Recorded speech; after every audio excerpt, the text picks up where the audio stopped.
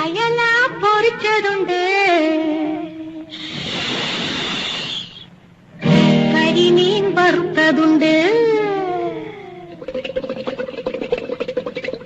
കൊടംപുളിയിട്ട് വെച്ച നല്ല ചെമ്മീൻ കറിയുണ്ട്. അയല പൊരിച്ചതുണ്ട്, കരിമീൻ വറുത്തതുണ്ട്, കൊടംപുളിയിട്ട് വെച്ച